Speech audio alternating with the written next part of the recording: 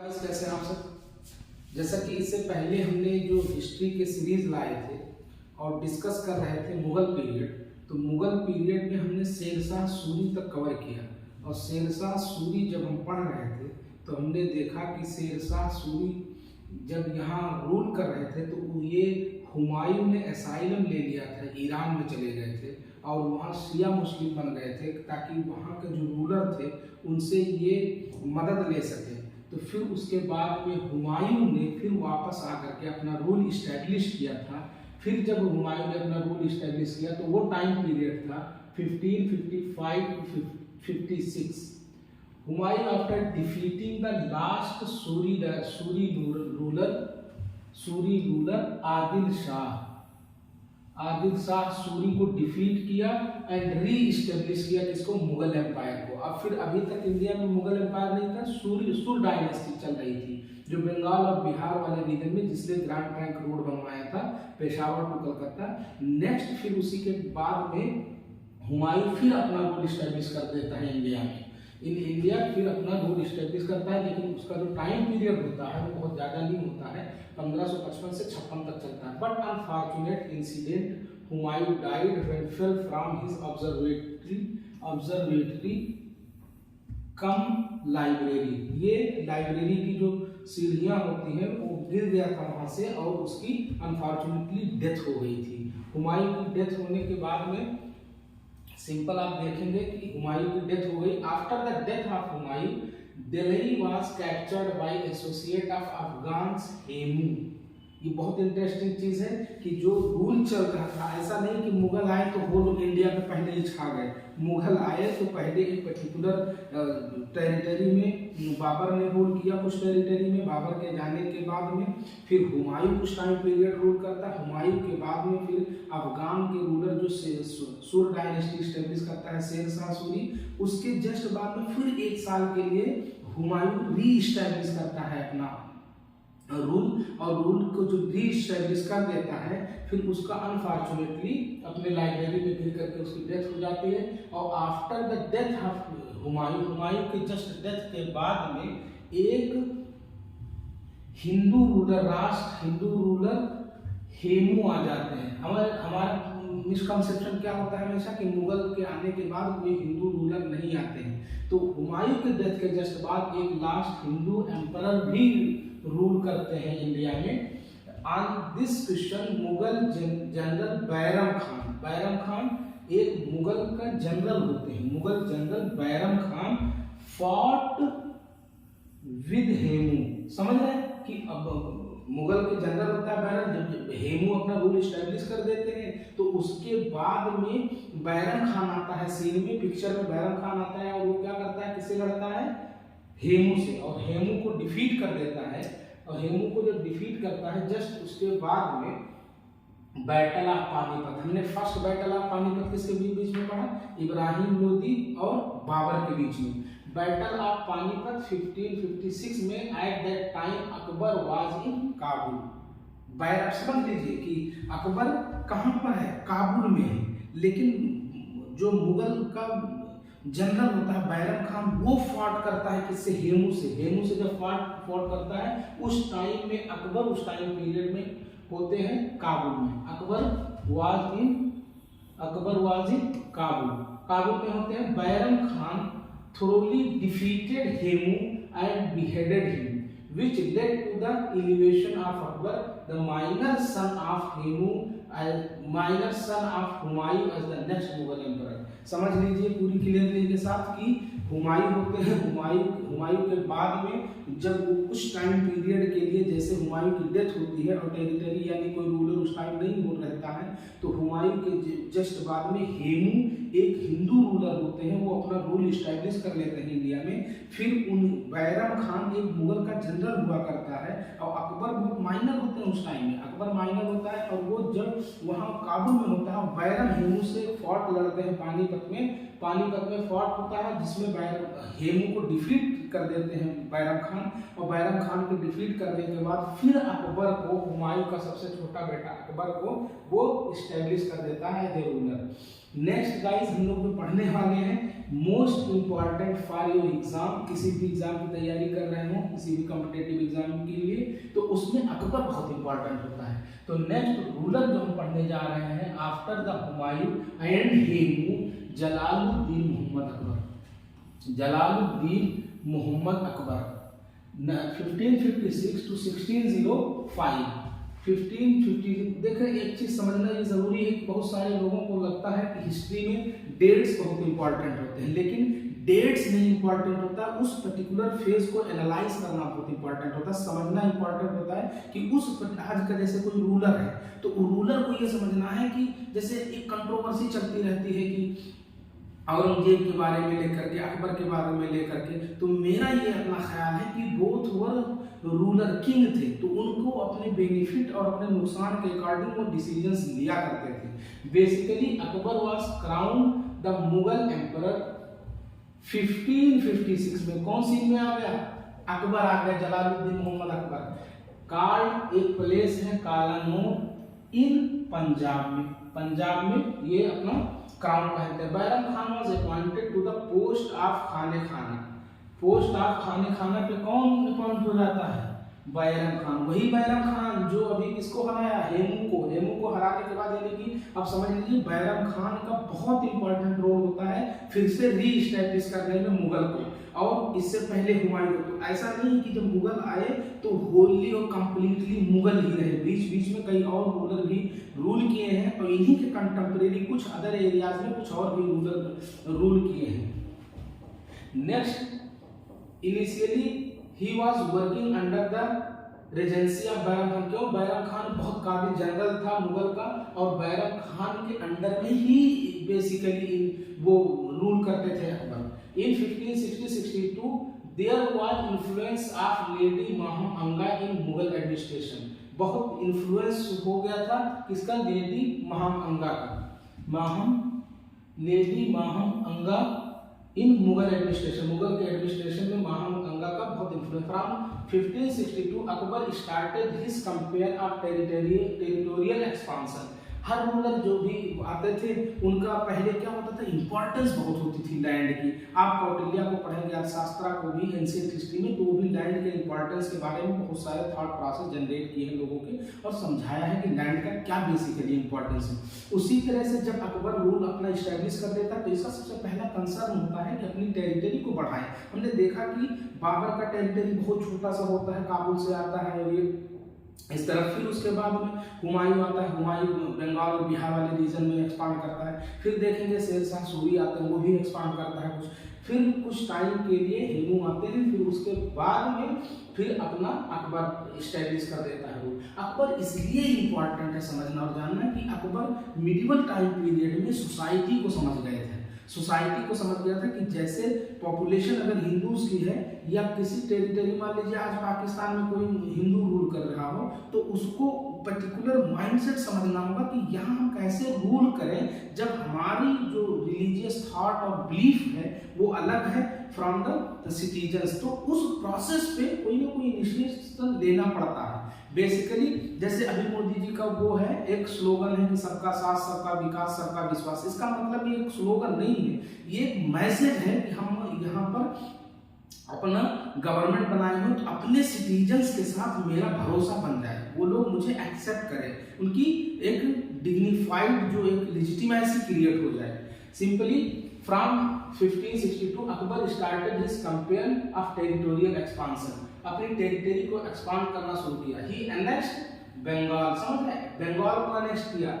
He annexed Bengal, then Bihar, Kabul, Kashmir, Malwa, Gujarat, Khandesh and parts of the Ahmednagar. सोच रहे हैं कि अकबर के टाइम पीरियड में बहुत एक्सपांशन शुरू हो गया। क्यों? इसकी पॉलिसी ऐसी थी कि जैसे राजपूत से इनका अलायंस हो गया। जब राजपूत से इनका अलायंस हो तो राजपूत क्षत्रिय जो होता है वो रूलर होते थे राजस्थान वाले रीजन में, बहुत सारे सोलंकी गुजरात में वाले रीजन में जो राजपूत रूलर रूल कर रहे थे। तो इनका जब अलायंस हुआ तो इनके मैट्रिमोनियल अलायंस हो गए, बहुत मशहूर है जोधा अकबर का, जोधाबाई का। तो वो सब अलायंस बनाए और अपना ये नहीं होता कि सॉफ्ट पावर जनरेट किया इन्होंने, और उसमें इनके टेरिटरी को एक्सपांड करने में बहुत मदद मिला। With Rajput rulers, he followed the policy of negotiation. Clear? मैंने अभी आपको बता दिया negotiation, whereby he declared that if Rajput accepted the supremacy of Akbar, then would be given full autonomy and independent status in their own territory. कुछ नहीं करते थे जब वो राजपूत रूलर से बात करते थे, अगर ये मतलब सुप्रीमेसी ऑफ अकबर का एक्सेप्ट कर लेते कि हाँ अकबर ही राजा हैं और वो दिल्ली सल्तनत मतलब दिल्ली से रूल कर रहे हैं, तो उनको इंडिपेंडेंट छोड़ देते थे और उनको रूल करते थे, उसकी रेस्पेक्ट करते थे। Uday Singh married his daughter जगत गोसाई जोधाबाई। समझ रहे क्या हो रहा है यहाँ पर कि अब मुगल से इनका एक अलायंस बन गया। एक तो ये किया कि जो भी इनकी सुप्रीमेसी को एक्सेप्ट कर ले उसको ये इंडिपेंडेंट छोड़ देते थे रूल करने के लिए, और उस पर उनके इंटरनल मामले में अकबर इंटरफेयर नहीं करते थे बेसिकली। और इसी के जस्ट बाय एक मैट्रिमोनियल अलायंस कह सकते हैं, जैसे दो गुट हो बहुत स्ट्रांग हो, दोनों एक दूसरे के बीच में फाइट कर रहे हो, लड़ रहे हो, तो आप समझ रहे हैं कि उनमें पीस के लिए, ट्रैंक्विलिटी के लिए एक बहुत बड़ा मीन्स ये बन सकता है कि मैट्रिमोनियल अलायंस कर लेते हैं। अभी भी पॉलिटिकल सिनेरियोस में चलते हैं, किसी बड़े नेता की बेटी किसी बड़े नेता से उसकी शादी हो जाती है तो उसको बेसिकली हम मैट्रिमोनियल अलायंस करते हैं। Uday Singh married his daughter जगत गोसाई उसी का नाम था जोधाबाई विद अकबर। अकबर के साथ उनकी शादी हुई। अब सोचें कि अब ये अकबर उनके किसी उदय सिंह के जैसे दामाद हो गए, तो बेसिकली जब ये दामाद हो गए तो फिर इन दोनों में कोई कॉन्फ्लिक्ट रहेगा, कोई उनके बीच में फाइट करेंगे नहीं। तो ये सब समझना बहुत जरूरी है। As such majority of Rajput rulers accepted Akbar supremacy. मैंने यही कहा कि अकबर की जो सुप्रीमेसी एक्सेप्ट कर लेते थे, उसमें ये इंटरफेयर नहीं करते थे, और ज्यादातर जो राजपूत रूलर थे उनका ये सुप्रीमेसी एक्सेप्ट कर लिए थे। बेसिकली महाराणा प्रताप ऑफ मेवाड़, समझ रहे हर जगह एक एक्सेप्शन होता है। महाराणा प्रताप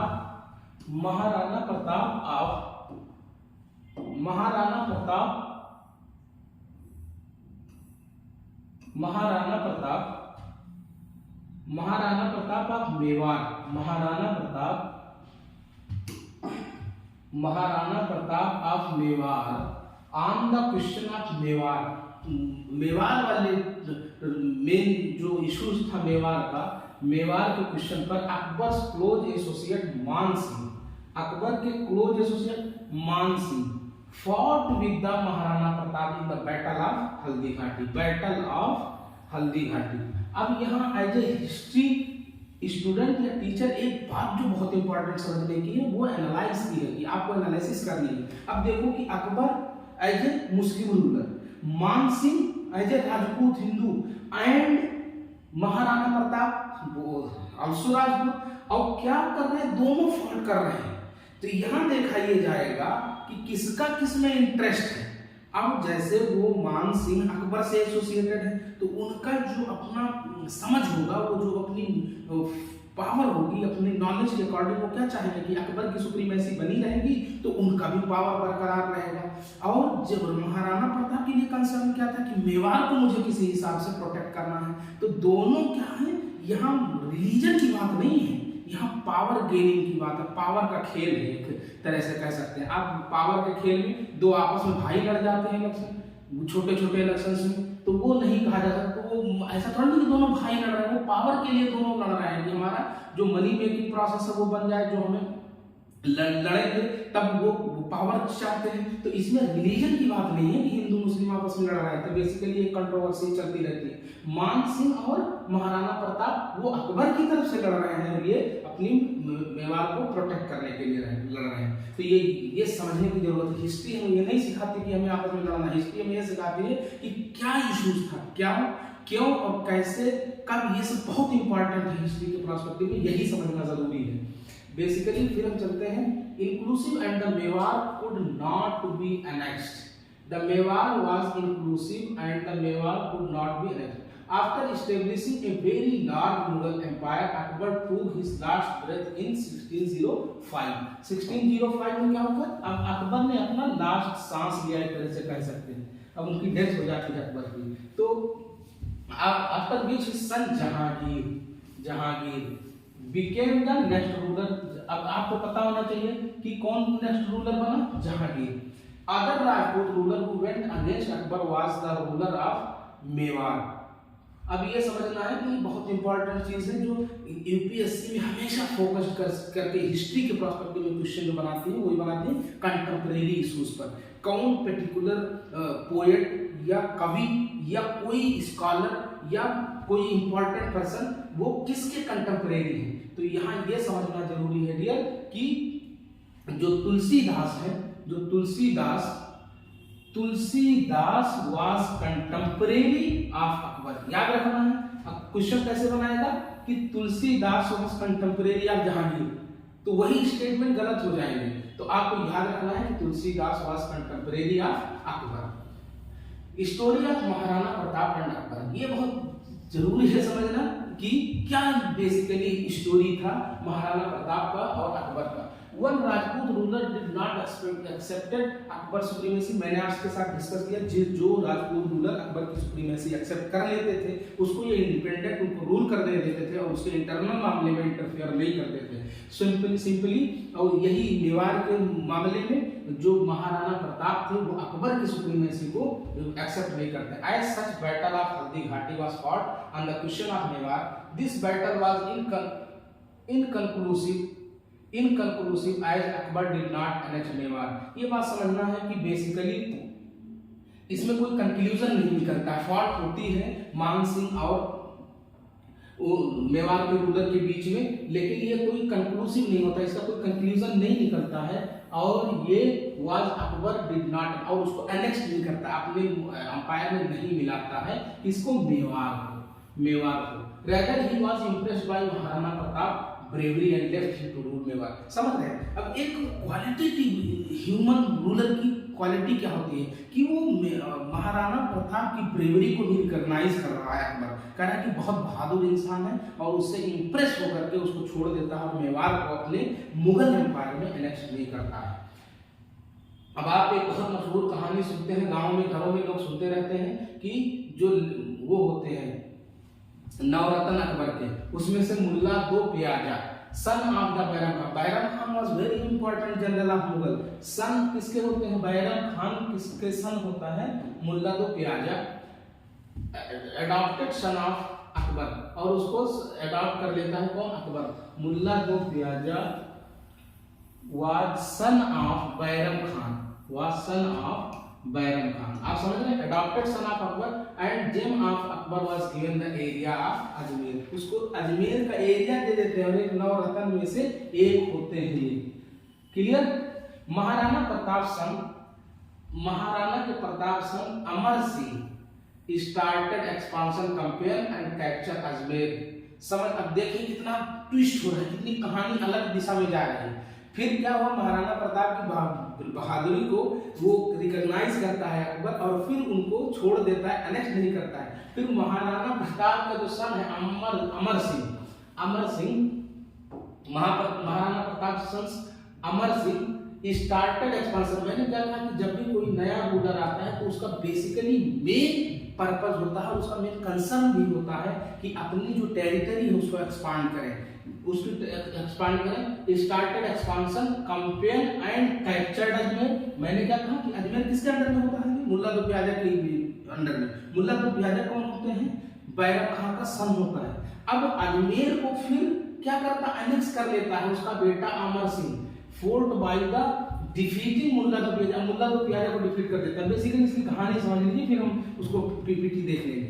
क्या है कि मुल्ला दो प्याजा को डिफीट कर देता है कौन? अमर सिंह डिफीट करता है। और जब ये एनेक्स नहीं करता है अकबर तो महाराणा प्रताप एक दूसरे से क्लोज हो जाते हैं। ये बात सुनते ही कि उनका बेटा ने अजमेर को कैप्चर कर लिया, मुल्ला दो प्याजा को प्रिजनर बना लिया है, तो बहुत गुस्सा होता है, बहुत नाराज हो जाता है और फिर तुरंत जाते हैं और डायरेक्ट अपने बेटे से कहते हैं कि मुल्ला दो प्याजा को रिलीज करो और अजमेर को उनके हवाले कर दो। समझ रहे हैं? तो यानी यही होता है कि आप किस टाइम पे कौन सा डिसीजन ले रहे हैं, जो कि बहुत इंपॉर्टेंट होता है। आप जैसे एक रूलर है, अभी इलेक्शन का रिजल्ट आया, लोग सोच रहे थे कि ऐसा हो सकता है, ऐसा हो सकता है, लेकिन रिजल्ट कुछ और है। समझ रहे? तो क्या चल रहा है खेला, वो आपको समझना, वो एनालाइज करना, उस अकॉर्डिंग आप जाएंगे, तब कहीं किसी कंक्लूजन पर पहुंच पाएंगे। तो he imprison then including women and children. क्या कर रहे हैं? वुमेन और चिल्ड्रन को भी इम्प्रिजन बना लिया, प्रिजनर्स बना लिया। When this news reached to Maharana Pratap, he got angry and immediately came to Ajmer and reprimanded his son and asked forgiveness to Mullah Baqiyaja and returned Ajmer to him. Clear? ये मतलब क्या कर दिया? अमर सिंह से कहा उनका father ने, महाराणा प्रताप ने, कि आप उसको अजमेर वाले रीजन को वापस कर दो और जितने उनको जो प्रिजनर्स बना उनको छोड़ दो। महाराणा प्रताप के बारे में लिखा जाता है, a great lion of the land has been laid down into the ashes. Later Amar Singh was defeated by prince Khurram and Mewar come under the Mughal empire during the reign of Jahangir. Clear? समझ में आ गया ना? अब हम एक बहुत इंपॉर्टेंट चीजों पे चल रहे हैं, इनिशिएटिव्स ऑफ अकबर। अकबर ने, समझ रहे हैं कि क्या रूलर है अकबर, कितना ग्रेट उस टाइम पीरियड का, कितना माइंडेड आदमी था, किस तरह से उन चीजों को लेता था, समझता था कि वो कहां से किस तरह रूल करे और चीजों को अपने अंडर कर ले। लेकिन वो केवल फॉट नहीं करता रहा, वो अपनी पॉलिसीज से भी जीतता रहा। बेसिकली इनिशिएटिव्स ऑफ अकबर पे जा रहे हैं, कौन कौन सा इनिशिएटिव्स लिया अकबर अपने रूल को इजी करने के लिए। एडमिनिस्ट्रेशन देखते हैं इसका अकबर का। Administration for the ease of administration Akbar divided Mughal empire into 12 subahs. Clear? कोई भी रूलर अगर वो बेहतरीन रूलर है तो वो डिसेंट्रलाइज्ड मैनर में रूल करने की कोशिश करता है कि ग्रासरूट लेवल से हम चले और उसमें कैसे बेहतरीन इनिशिएटिव ले जो आसानी से इंप्लीमेंट हो जाए लोगों तक। हमने अभी पढ़ा सूरी डायनेस्टी में, जब हमने शेरशाह सूरी को पढ़ रहे थे, तो वो क्या किया कि बहुत सारी पूरी टेरिटरी को कई सरकार्स में डिवाइड किया, सरकार्स को सूबाज में डिवाइड किया, सूबाज को परगनाज में डिवाइड किया। तो सिंपली अकबर ने क्या किया, अपनी एडमिनिस्ट्रेशन को ईज करने के लिए उसने Akbar divided Mughal empire into 12 subahs. अब एक क्वेश्चन है यूपीएससी में, बहुत इंपॉर्टेंट क्वेश्चन कि असेंडिंग ऑर्डर या डिसेंडिंग ऑर्डर में सेट करने को पूछ सकता है कि सरकार और subahs and parganas descending order में लगाएं, असेंडिंग ऑर्डर में सूबाज, परगनाज और ये सारे क्वेश्चन पूछे जा सकते हैं। Akbar divided Mughal empire to 12 subahs. Subahs किसे कहते हैं? प्रोविंसेस। ठीक है, प्रोविंसेस को सूबा कहते हैं। It was further sub divided which is as follows. अब जो सूबाज को फिर फर्दर डिवाइड करते हैं, देखो सूबा हो गया प्रोविंस, सूबा हो गया प्रोविंस और सरकार हो गया जोन। समझ लीजिए, जोन जैसे अभी north eastern zone, central zone, western zone, ऐसे जोन्स में डिवाइड किया। सबसे पहले इसने क्या किया, सूबा को, पूरी होल टेरिटरी को सूबा में डिवाइड किया, सूबा में डिवाइड किया और सूबा को क्या किया, सूबा, उसके बाद में सरकार। तो जैसे ये सूबा है, सूबा, फिर सरकार, सरकार। अब देखो सरकार क्या है, जो जोन्स है, जोन्स हैं, और ये एक तरह से स्टेट कह सकते हैं सूबास को। फिर क्या किया, उन्होंने परगना में डिवाइड किया। Pargana means district. अभी वेस्ट बंगाल में डिस्ट्रिक्ट को परगनाज ही कई जगह बोलते हैं। फिर क्या किया, महाल। महाल जैसे गांव में जो कई गांव के ग्रुप मिला करके एक ब्लॉक नहीं बना देते, तो तब टाइम में महाल कहते थे ब्लॉक, और group of villages, gram, last gram, अब ये विलेज। अब क्या हो गया कि कोई भी इनको पॉलिसीज इंप्लीमेंट करनी है तो वो अपने एडमिनिस्ट्रेशन के थ्रू की, जैसे मान लीजिए कि अभी के डिस्ट्रिक्ट का हालत में यह है कि आईएएस बैठा हुआ है, डीएम बैठा हुआ है, आईपीएस है, उसके नीचे एसडीएम है, उसके नीचे फिर अपना ब्लॉक आ जाता है, तो वीडियो वगैरह, तो इंप्लीमेंटेशन के लिए इजी हो जाता है।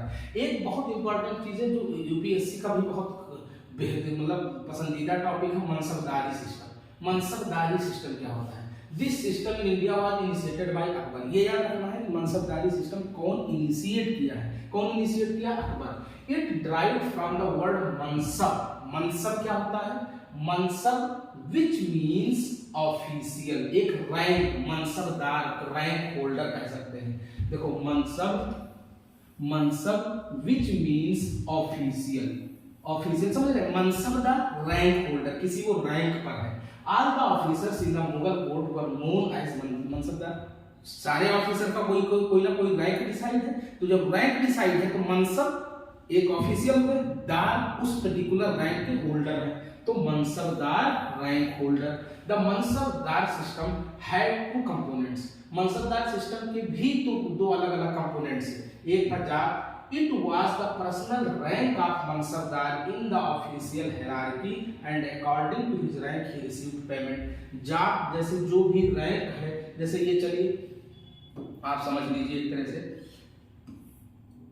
ये जाट दो पर्टिकुलर उसमें डिवाइड किया, इन्होंने डिवाइड किया, ये मान लीजिए कि एक रैंक है ऑफिशियल्स की, एक रैंक है ऑफिशियल्स की, तो वो रैंक डिसाइड करते हैं किस जात पर है, किस जाट पोर्शन पर है, उस बेसिस पर आपका पेमेंट मिलता था। On the basis of their payment there are two types of mansabdar. अब देखो पेमेंट के बेसिस पे फिर डिवाइड किया, क्या नकदी मनसबदार, नकदी मनसबदार विच मींस जो कैश में पेमेंट पाते थे, किसमें, कैश में पेमेंट। बेसिकली ये समझना कि ऑफिशियल तो सैलरी लेगा, तो दो तरह से उनको सैलरी मिलती थी, एक तरह से कह सकते हैं कि ये नकदी मनसबदार होते थे who were paid in cash, and jagirdari mansabdar, and jagirdari mansabdar, and jagirdari mansabdar, jagirdari mansabdar, jagirdari mansabdar who were paid in the form of jagir. The jagirs were granted for a temporary period. It was not hereditary and was transferable. ठीक, next savar, it indicates the number of horses and soldiers maintained by a mansabdar. Showers उस rank holder को कहते थे कि कितना वो मतलब कि हॉर्सेस को और उसको मैनेज करते हैं। Mansabdar according to his zat rank उसको अहादीस कहते थे, ahadis. This were the individual troops directly under the control of Mughal. ये जो अहादीस होते हैं वो directly under control of Mughal empire आते हैं। ठीक है, नेक्स्ट टाइम जो हमें पढ़ना है वो बेसिकली अकबर के टाइम की इकोनॉमी को पढ़ना है, अकबर के टाइम की इकोनॉमी को पढ़ना है।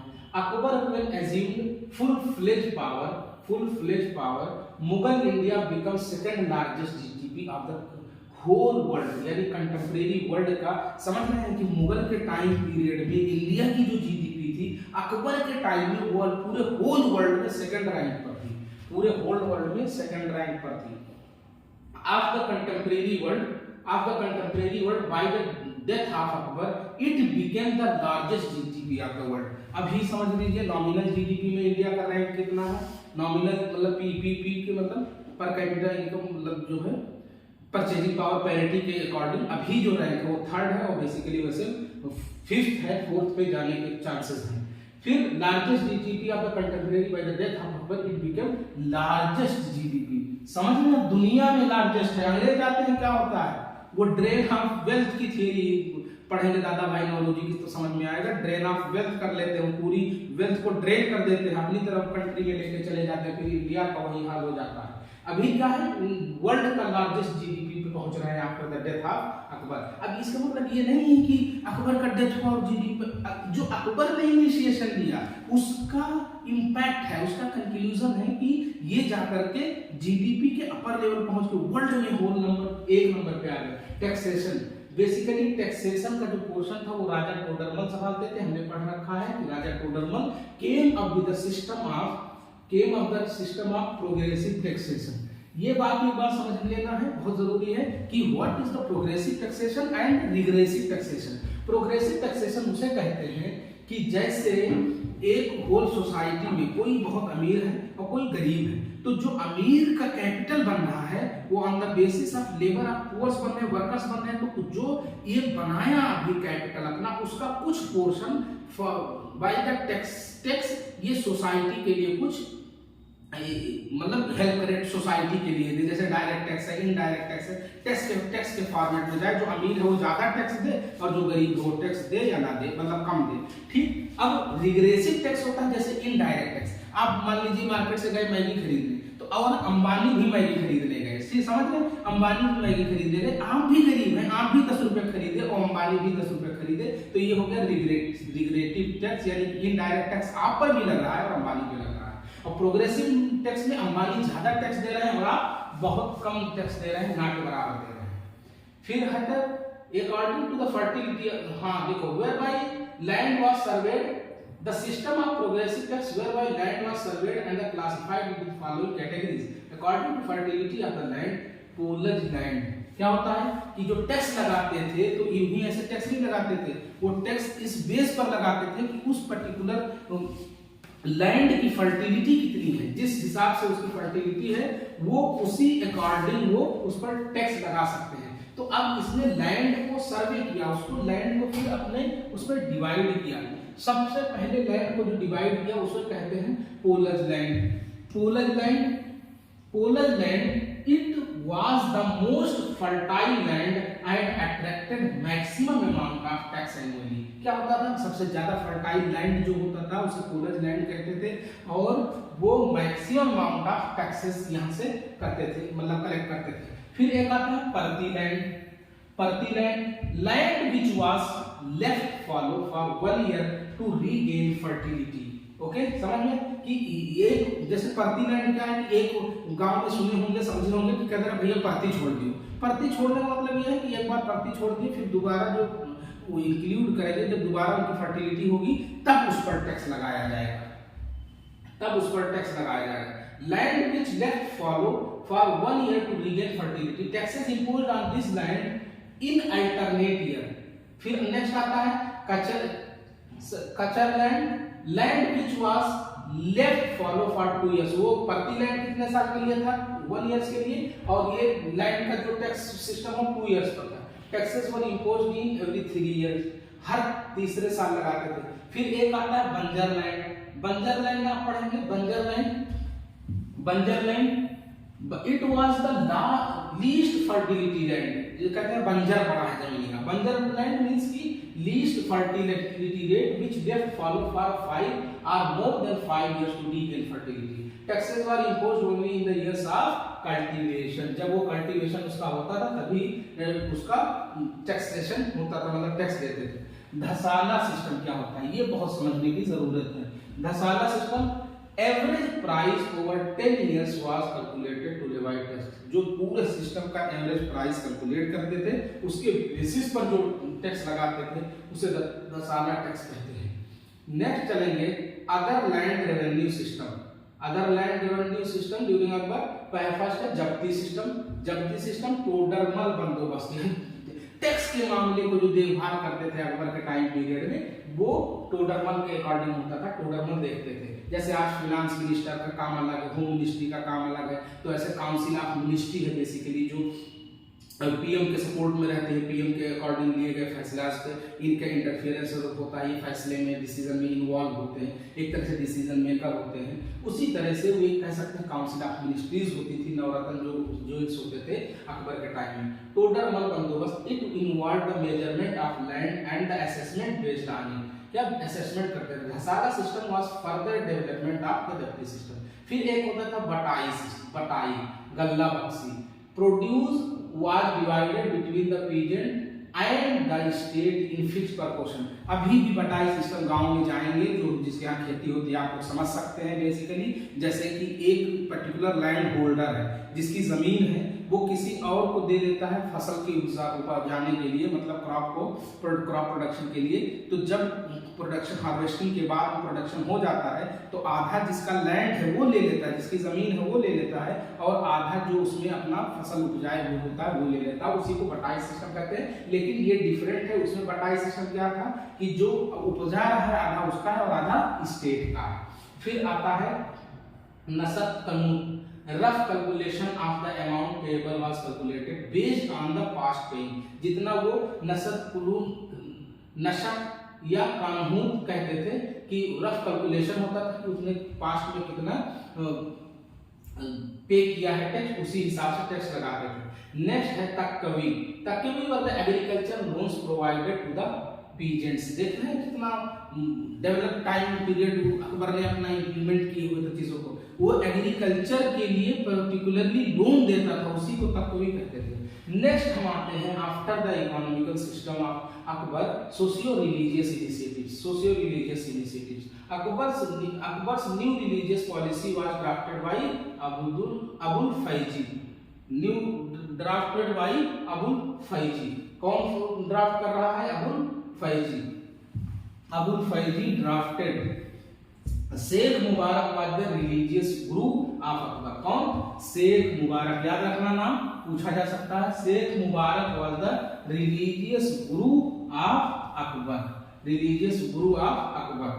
बदाऊनी a contemporary author was the critic of Akbar's religious experiment. देखो बदाऊनी नाम सुना होगा, बदाऊनी अकबर्स रिलीजियस एक्सपेरिमेंट के क्रिटिसिज्म करते थे। जैसे इन्होंने क्या चलाया था, दीन इलाही कर सकते हैं, तौहीद इलाही, दीन इलाही सब कॉन्सेप्ट लाया था अकबर ने, तो उसको बदाऊनी ने क्रिटिसाइज किया था। क्यों कहा था कि ये जो है ये इस्लामिक फंडामेंटल जो रिलीजन है उसके खिलाफ है। Akbar abolish jizya tax. Akbar abolish jizya tax. Jizya tax क्या होता था ये समझना जरूरी है। अकबर एबॉलिश जजिया टैक्स 1564 में। जजिया टैक्स क्या होता था? नॉन मुस्लिम्स पे लगाया जाता था कि जो स्टेट उनको प्रोटेक्शन प्रोवाइड कर रहा है उसके एवरेज में नॉन मुस्लिम्स पे लगाते थे जजिया टैक्स। उसको अकबर ने एबॉलिश कर दिया था। एंड पिलग्रिमेज टैक्स को भी एबॉलिश कर दिया था। जो जैसे कोई तीर्थ यात्रा पे जाए उस पर टैक्स लेते थे इससे पहले के रूलर, और उसको अकबर ने क्या कर दिया था? एबॉलिश कर दिया था। Akbar stop converting prisoners of war into Islamic fifth. जैसे वार हुआ और जो प्रिजनर्स बना लिए गए तो वो इस्लामिक फैथ में कन्वर्ट करा लेते थे इससे पहले, तो उसको अकबर ने स्टॉप कर दिया। ही ओपन इबादत खाना। क्या ओपन किया? इबादत खाना। इबादत खाना किसे कहते थे? हॉल्स ऑफ प्रेयर्स होते थे। एक हॉल बहुत बड़ा होता था, उसमें प्रेयर करते थे। In Fatehpur Sikri 1575 for discussion and deliberation with the representatives of different religions. In 1582 he discontinued the debates in Ibadat Khana as it led to bitterness among different religions. Akbar propounded his new religious theology.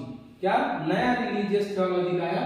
तौहीद इलाही और दीन इलाही, divine monotheism के base पर। With this theology, Akbar wanted to spread the message of Suluhe Kul, which is the universal peace and brotherhood. Universal peace and brotherhood इसे फैलाना चाहिए। Akbar release document of मजहर और degree of इनफेलिबिलिटी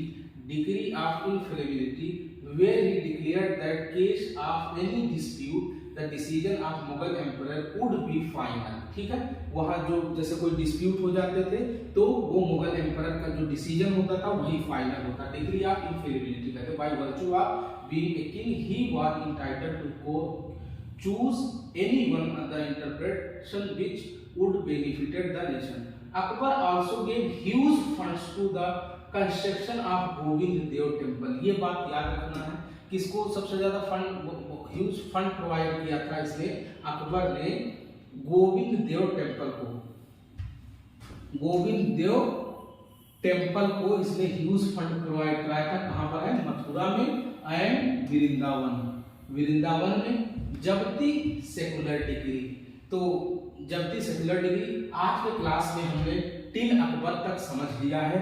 students basically लोगों को ये जानना जरूरी है कि मुगल तक हम अकबर तक कवर कर चुके हैं। अकबर के बाद हम फिर से कंटिन्यू करेंगे और आपसे यही रिक्वेस्ट है कि आप इस चैनल पे बने रहें। हम 2 पोर्शन में इस चैनल पे क्लासेस करेंगे। एक तो होल जो सोसाइटी के लिए बहुत इंपॉर्टेंट है, चीज़ें जो हर इंसान को समझनी चाहिए, जाननी चाहिए, वो करेंगे। और एक लाएंगे यूपीएससी प्रॉस्पेक्टिव में, जो अभी यूपीएससी का एग्जाम मई में होना है, उसके अकॉर्डिंग। अभी तो हम हिस्ट्री के सीरीज पर चल रहे हैं। नेक्स्ट टाइम में हम आपसे मिलेंगे जब, तो सीरीज तो ये चलती रहेगी हिस्ट्री की, और उसके पैरेलली हम previous year question paper near about 10 साल का आपके साथ डिस्कस करेंगे। और आप इस चैनल के साथ बने रहेंगे तो यकीनन आपको फायदा होने वाला है। और ये मान लीजिए कि इतनी कम टाइम में जिस तरह से हम लोग समझ रहे हैं चीज़ों को, वो आगे ही ऐसे ही समझते रहेंगे। मैं आपसे ये उम्मीद करता हूँ कि आप बने रहेंगे। और एक बात इतना याद रखिए कि किसी भी इंसान की लाइफ में डेडिकेशन उसके लिए बहुत इंपॉर्टेंट होता है। अगर आप डेडिकेटेड हैं किसी चीज़ को लेकर के तो यकीनन आप अचीवर बन सकते हैं। आप लगे रहिए। इतनी आसानी से मिलती नहीं फन की दौलत, ढल गई उम्र तो लफ्ज़ों में जवानी आई। तो मैं आपसे फिर उम्मीद करता हूं कि आप इस चैनल पे बने रहेंगे। और अभी तक भी अगर चैनल को सब्सक्राइब नहीं किया है तो प्लीज़ सब्सक्राइब कर लें। हम आपके साथ ऐसे ही सीरीज लाते रहेंगे। Thank you very much.